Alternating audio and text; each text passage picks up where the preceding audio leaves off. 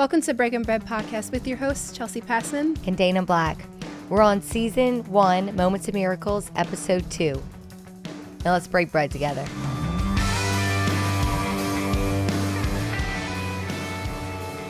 So last episode, you talked about your experience during pregnancy and kind of all the things leading up to your C-section. Delivery, yeah. But we didn't highlight after the C-section, so I'm really curious about how, Kellen ended up needing to be on the feeding tube and what were their medical conditions, what was their state at the time of birth. So Kellen and Zane were born at 29 weeks. So that's about 3 months preemie. And I want to say Kellen was 2 pounds, a couple ounces, and then 2 pounds? Yeah, 2 pounds. How big is that? Like that big. Like little bitty, oh my God. And you got to hold them? No. Oh. Kellen was 2 pounds, a couple ounces, and Zane was 3 pounds, a couple ounces. So they were very small. They were hooked up to a bunch of things because of being preemie. I remember after I gave birth, they literally had to rush them into the NICU, hooked them up to a bunch of things, and I actually didn't get to see them till the very next day. All my family, everyone got to go up there and visit because I had just gotten that C-section. So they're like, you need a rest. You just got cut open. You can't go see them. I couldn't get wheeled up there or anything. I had to go straight back to my room, lay there, and chill out after the surgery. That is so sad. Were you wanting to see them? Oh, yeah.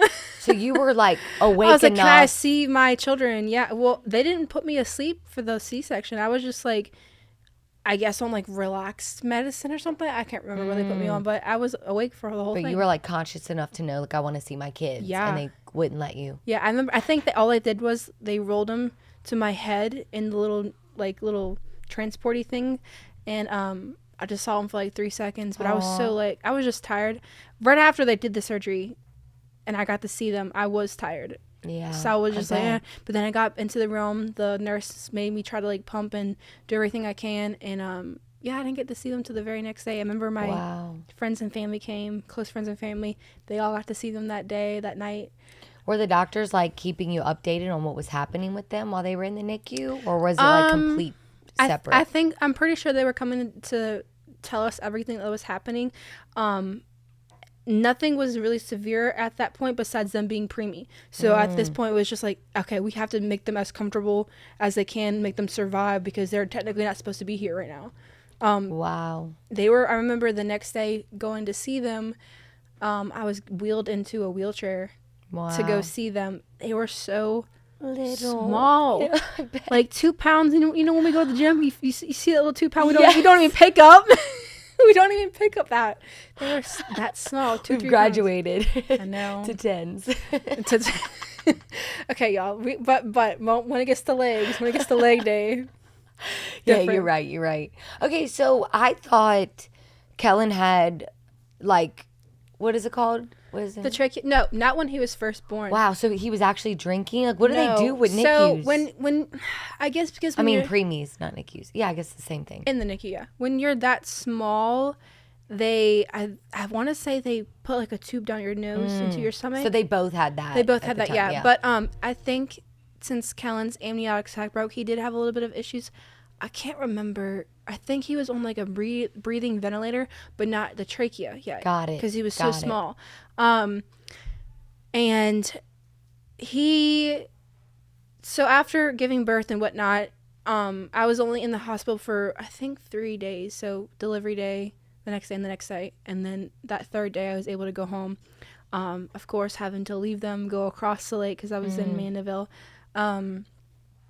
Just having to go back and forth every single day to go see them. They, I think Kellen was on everything you can think of as a NICU baby. And then Zane was on a couple of things here and there. I can't remember the details. Zane ended up coming home at around, I want to say 2 months, 2.5 months, give or take. But during that time, it was crazy. During that time, they had so many incidents where they had gotten sick from a staph infection and whatnot, which is insane to me because you know how I am. I got Yeah. Germ-X on tap. My mom is even worse than I am. Wow. So yeah. I was like, why do they keep getting sick? What is happening? It got to the point where Zane had to get surgery on his shoulder inside his joint because the staph infection or whatever got into his, I think it was joint or something like how that. do you get a staph infection inside of the NICU? It's like nurses not washing their hands or something? That's what I assumed. And you know what? It just takes like one germ or something here and there, and you're also in a hospital. Yeah. So I'm not really sure how that works. You could have just like touched something or brushed up or something. I don't know. But yeah, I remember I was very intense with keeping it clean, and my mom was even more.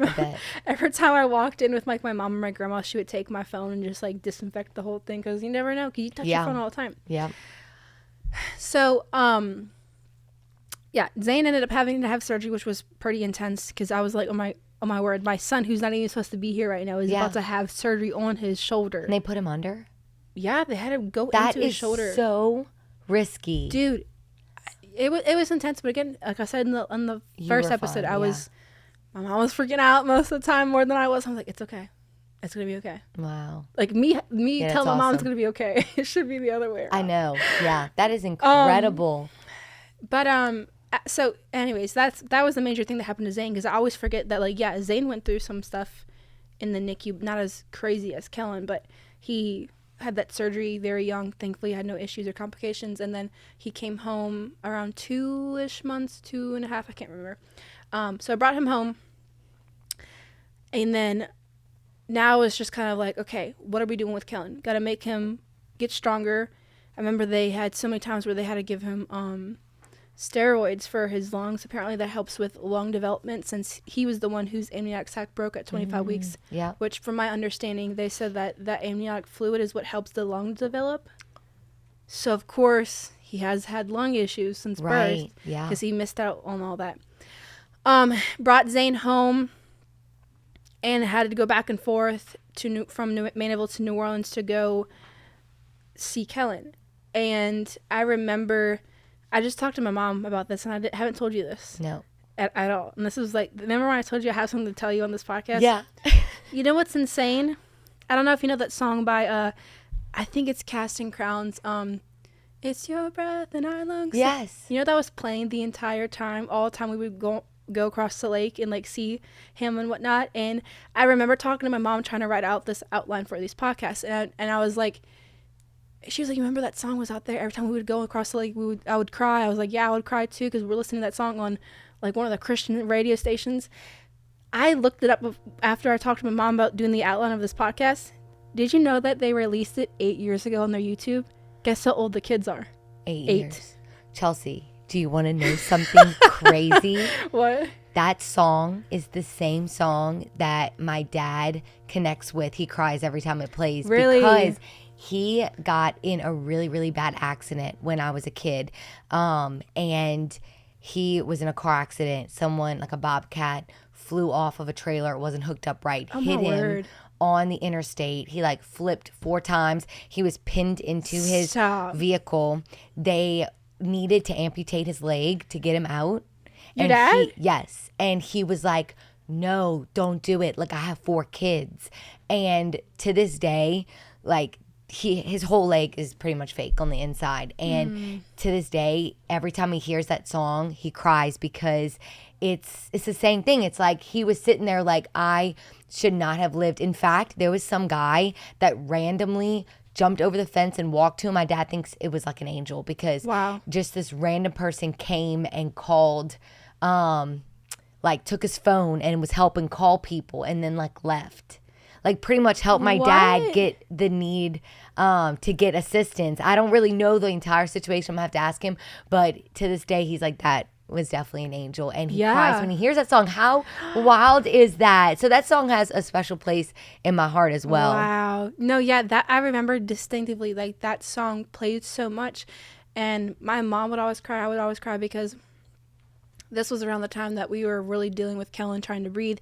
I remember they kept moving him from what they called intubated, extubated, which one was, Jarno, correct me if I'm wrong, one was in the mouth, intubated, and then extubated was like... Extubated, the one that goes in your nose. Yeah, in your nose. Oh, wow. One like, you know how you go in the hospital, they put you on Yes. oxygen. So Yeah, Kellen yeah. went from this to the down his throat one, constantly. So intubated, extubated. So he just started having a lot of issues because he was born preemie. Yeah. Underdeveloped lungs is what they diagnosed him with. And then he, like I said, around that time of finally starting to like see that, oh, Kellen's struggling with his lungs, that song was really playing on 89.1 or whatever the Christian radio station is. So K-Love. yeah, it's something like, I can't remember which one it was, but either way. So when I was writing that out, I was talking to my mom and I was like, I literally need to look this up because it would be insane if that was around the time they released it. I don't know if that was the release date or whatever. All I know is I looked at, I think it's Casting Crowns who sing it. Looked it up and it says 8 years ago on YouTube when they posted that song. I was like, that is insane. Like the fact that God just like works in that way and he really does care about the intricate details. He knew I needed to hear that song. I kept singing it. I sing it all the time. Like, it is your breath in Kellen's lungs. That is the song, because that song means so much to me and my family. Yeah. Yes, how crazy! I know. I was like, I cannot wait to tell her this. I'm so glad you're telling me now. I'm so glad you waited, because how amazing is that? Wow, God is so good. I love how he puts pieces together. You know, out of the gazillion songs that they have in this world, that song would be something that's so special to you. I mean, and it really is such a powerful song too. Shout out to Casting Crowns, whoever wrote it, because it really is a good song. His breath in our lungs. Like, we are only breathing because of him. Like, have you heard the name Yahweh and like the meaning behind it? Like, Yahweh, like the inhale and the exhale, and how it's literally in our breath. Like, he created us, and it's just so amazing. Yeah, no, I've heard about that. I love it. It's the coolest thing.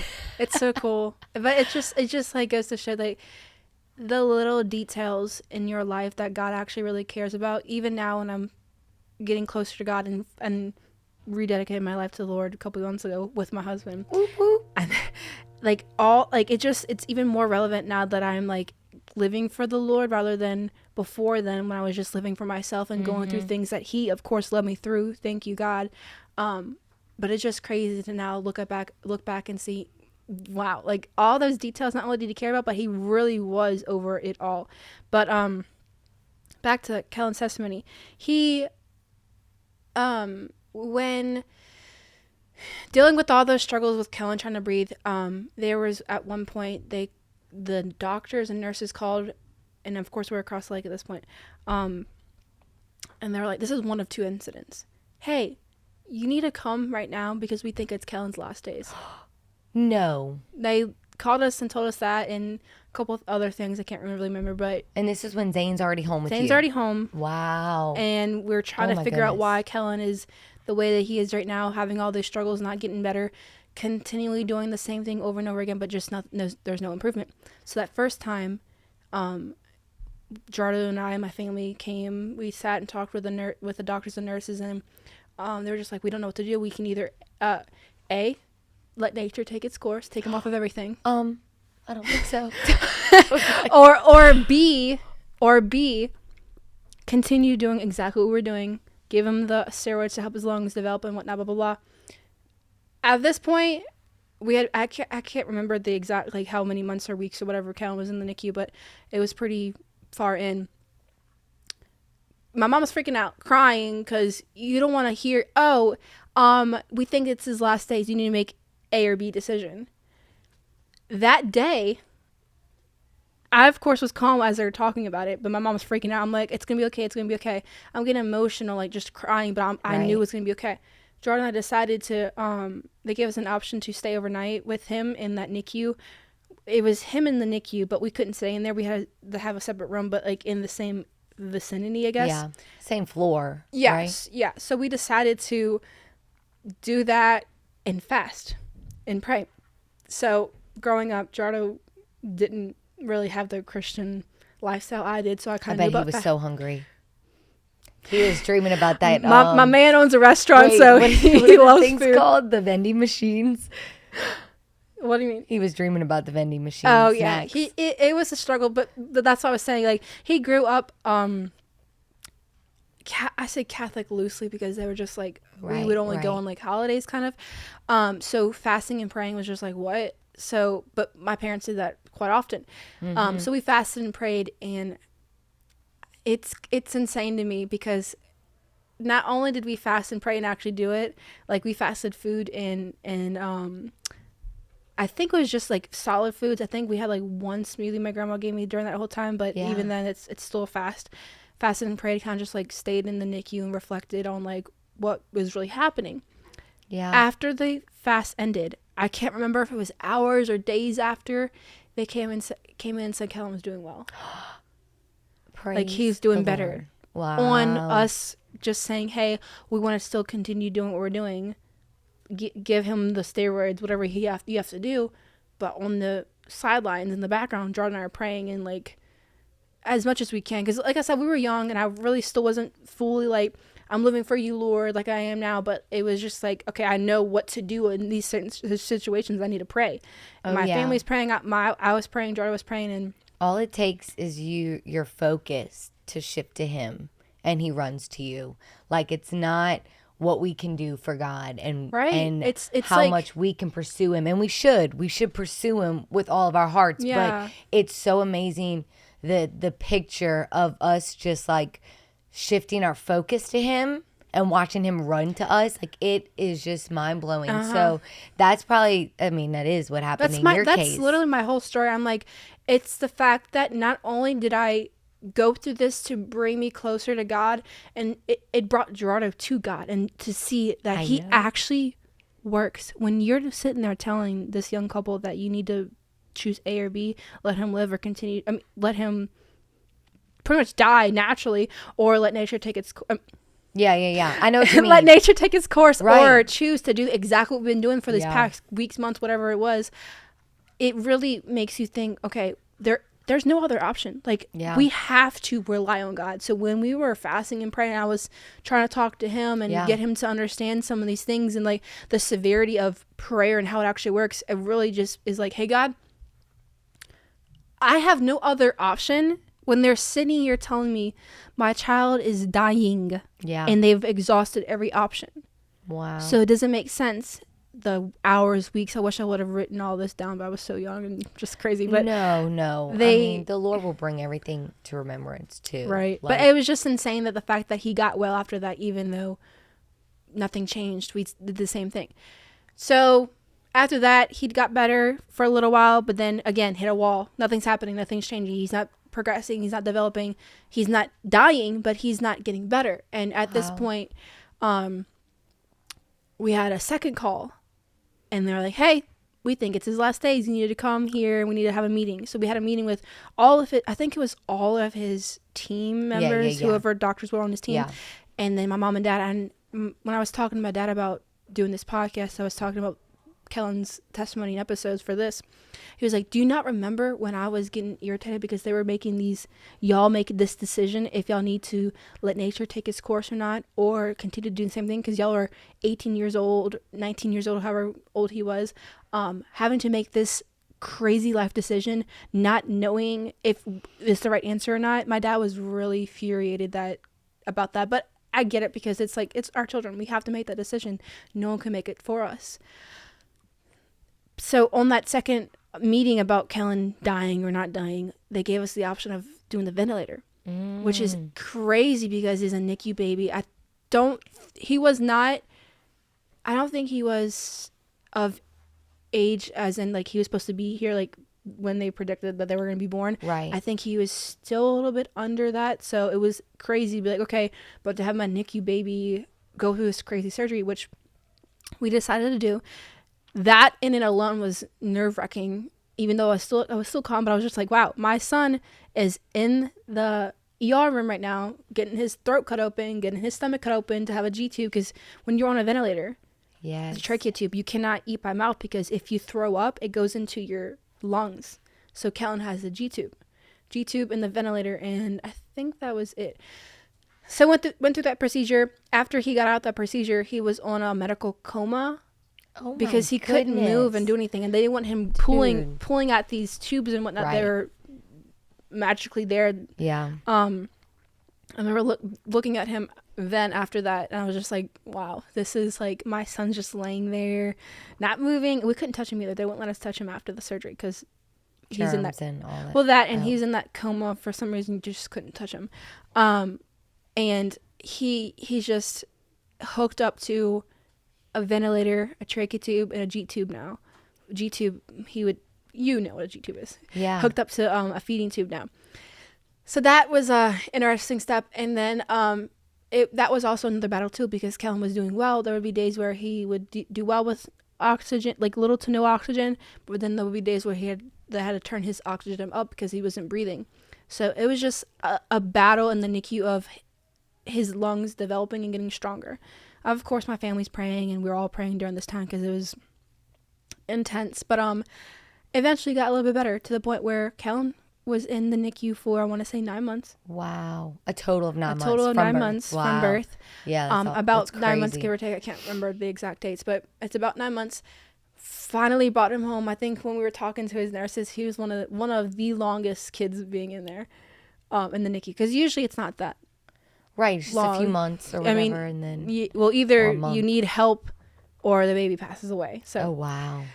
Either way, he was one of the longest ones there. We had a little like NICU graduation, and he had a little NICU cap. He was so small. Brought him home, but before that, we had to actually like learn how to do all that stuff for him, because we're bringing, of course, our newborn baby home, first time parents with a trachea feeding tube baby, and it was a lot of having to learn. So I had to learn, Jordan had to learn, and my mom had to learn all of that because we're bringing him home.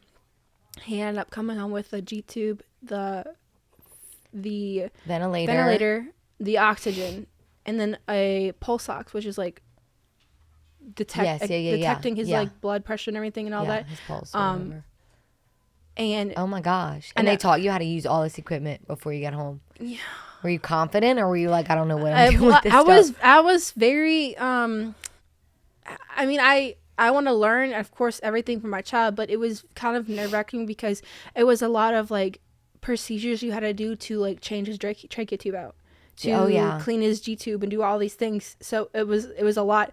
Changing the trachea tube was literally one of the like craziest, scariest things in the world, because you had to pull it out and then put a new one in and then hook him back up to the ventilator so he can have breaths into his lungs to breathe. Oh my gosh. It was pretty intense. And changing the G tube as well. I don't think you changed yours. I had to change Baylor's G tube, and it's similar, but it's not in the throat. Obviously, it's in that. Uh-huh. And I remember, like, when I got Baylor, I didn't have any training. I had to literally teach myself because my mother-in-law got the training at the hospital. And then I got Baylor after that. So I remember I just Googled everything, and I was like, this is crazy. Like, this is not enough training. I'm like, there needs to be like a real training session. Like, this is too dangerous. No, I know. To just allow anyone to do. I don't know. But you just gotta remember, because it's like the germs and whatnot. Like, you're not just like dealing with, I got a cut. No, you're changing something out of someone's body. Everything has to be sanitized. Yeah, they made you like put the gloves on and everything just to like change the trachea or whatever. I don't know why they never gave us the option for that balloon like y'all had. I know. I think they just did it,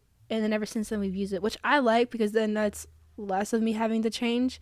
I don't know if that's because he had the trachea tube.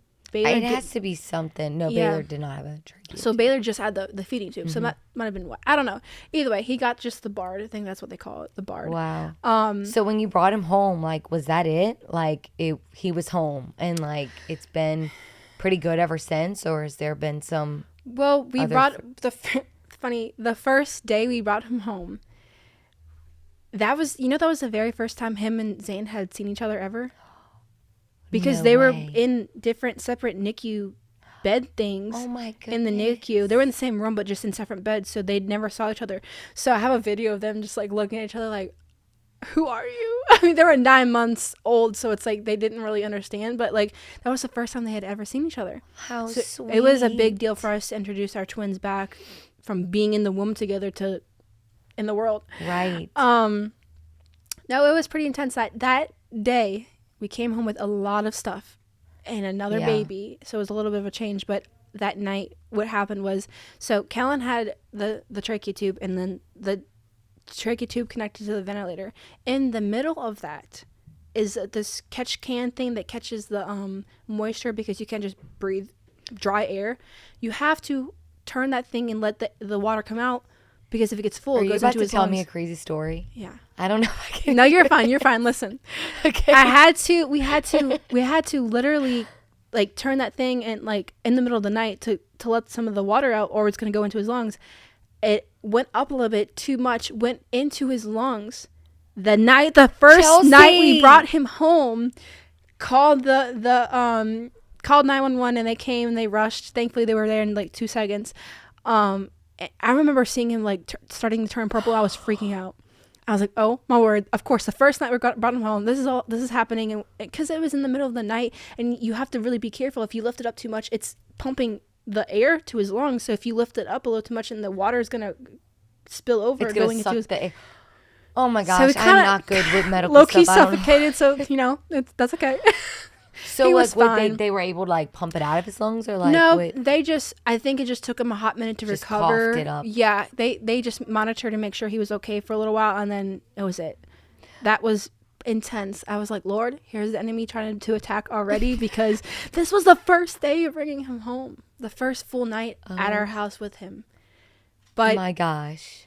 after that, it was not any like calmer, because he had to learn he had a lot of therapies. So he had this thing called early steps, and they come and intervene at a young age to Baylor had get him, early steps too. Yeah, they get him to walk, Everything, talk, move, do everything, because he, at this point, he has never eaten by mouth. Still doesn't eat by mouth. Still praying for that, Lord. Doesn't know how to hold himself up, because he's laying in a bed for so long trying to survive in the NICU. Yeah. Didn't have, like, it's like early intervention, trying to get help of what you didn't learn, which you should have already learned, because it kind of just flows. It catches him up. Yeah. So it had a lot of therapies. I remember we went through physical therapy. I think he had feeding therapy at that time too. I can't remember. Yeah, he did. He did. Yeah. He did. And it was just like trying to get him to become, I guess, quote unquote, self-sufficient, normal, to not be dependent on all these medical things. Yeah. Or to like catch him up. Like, to the. I mean, he was just typical. laying in the NICU the whole time for 9 months. He didn't. I mean, I think they had a couple of therapists come in, but it wasn't anything crazy, because he was just trying to survive. They weren't really worried about him learning. Yeah, 9 months just laying in the could have NICU. literally Like, just had think a of a baby. 9 month. You want to know something funny? I was walking at 9 months. I know. 9 months, 3 weeks. Stop. Wait, what? I know. I promise. That's what my mom said. 9 months, 3 weeks. Yeah, I taught myself how to walk. I was 9 months, 3 weeks old. Dana, My what? parents said it was the weirdest thing. That is seeing weird. This baby walk. I taught myself how to walk. I had this little bitty Winnie the Pooh rocking chair, and my mom came in the playroom one time, and I was picking myself up, walking a few steps, falling, crawling back, picking myself up, like 9 months old. Isn't that crazy? That's really weird, but So yeah. But I mean, like, I don't think it's that weird. I think they're walking around like 10 months to a year. So I was just a little. Lily, who was just turned 1 a couple weeks ago, can't even stand up by herself. Lily's 1? Yeah, you didn't know that? Oh my gosh. I then just took her 9 months photos. is really. Wow. Yeah, it was 9 months, 3 weeks, and I was walking. Yeah, she's not standing All the up way. on her own.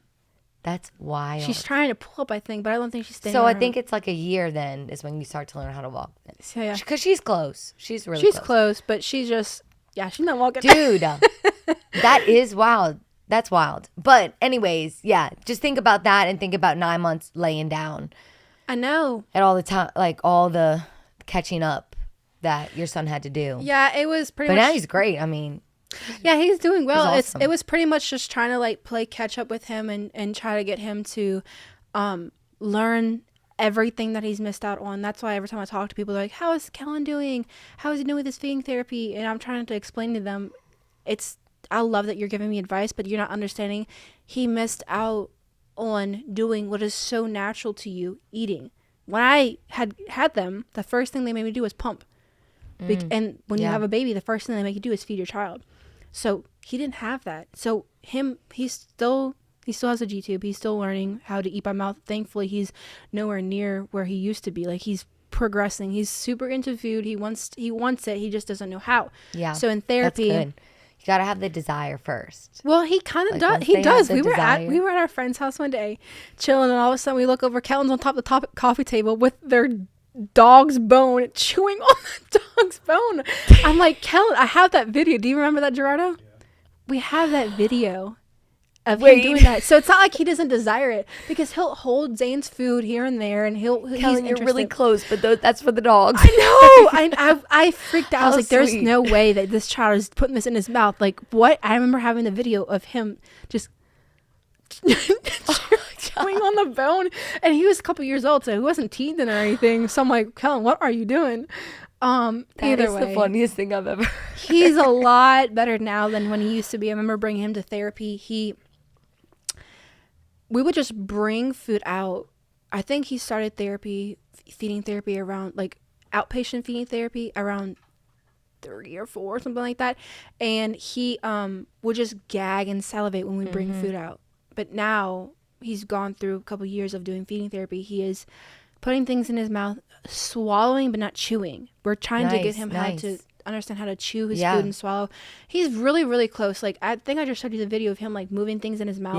Yeah, it's awesome. But he just, which is a big deal, trying to move it around to chew the food. He just needs more time and help. Yeah. But he's getting there. And what an amazing testimony.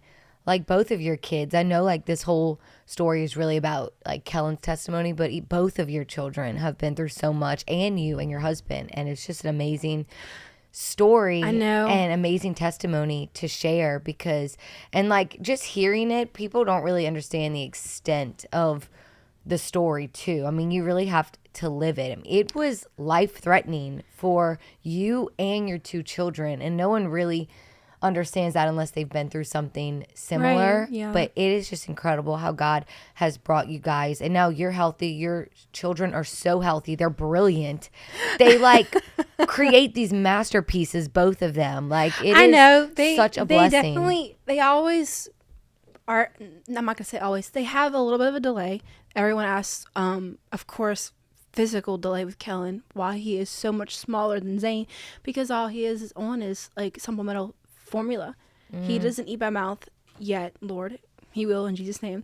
He is very close. It's coming soon. It is coming soon. I can tell.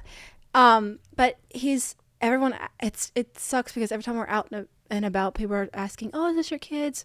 What are their ages?" I'm like, "They're twins," and they're like, I'm like, "Yeah, he's just had a lot of medical issues, and that's why he's a lot smaller." Kellen is a lot smaller than Zane, sadly, but he has progressed a lot, and I thank God for getting him through all of the odds that were against him. Yeah. You know how many people were talking to us, like, in the NICU, do you really want to do this? He may not have the quality of life. He may not have the quality of life that you think he is. I was like, I'm going for it. Like, I'm going to do everything I can and pray and do what I can to help my son survive, whether that be he's going to be on a trachea his entire life. He's going to be on this. Like, they really said that to you? Like, do you remember that, Gerardo? You sure you want to keep him alive? They were asking us. They were like, do you really want to do this? Because this might be his quality of life. Like, talking about what does that look like to you? And I was like, I'll do whatever for my child.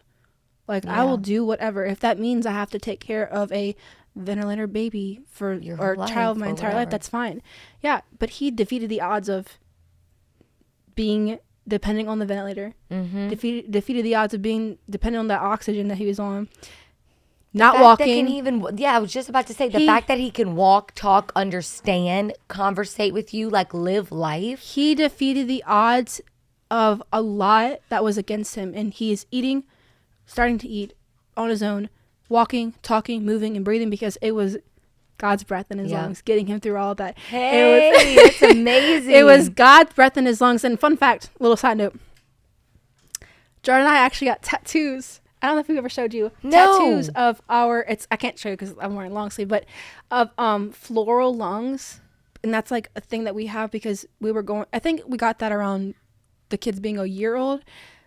And it's, like, just floral lungs, something a little bit of, like, not only that song, but, like, what we went through with Kellen. Oh, I see. He's showing you. Look how beautiful. Pull it up, baby. There you go. We both have that same tattoo because we were just like, we're super into tattoos. You know how I am.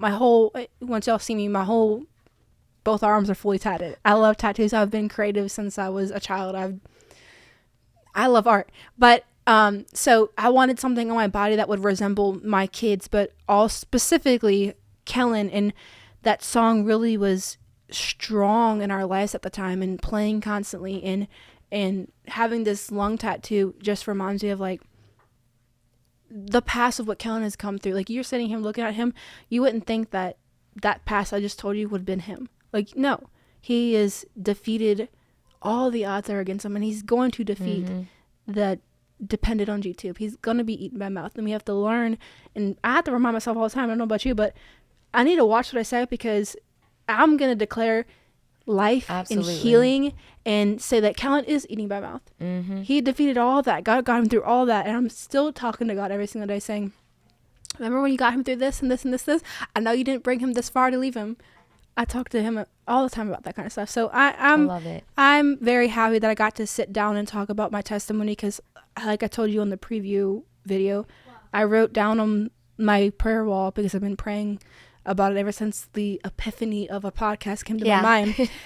Lord, you give me a platform to tell about Kellen's testimony. I'll tell the whole world, and people need to know the details. And I really hope that this is encouraging to someone who's in the NICU, whether it be the similar situations that I'm going through or not. Don't stop praying, because there have been times where like I didn't see that light at the end of the tunnel. I went through 9 months of my child being in the NICU, but slowly and slowly and slowly, through the ups and downs on the roller coaster ride that I went through, God brought him through it. So I really hope that this is a testament to a mom in need, a hope for someone who's going through something right now that needs some type of like encouragement, to know that God is on your side. He cares about every single detail.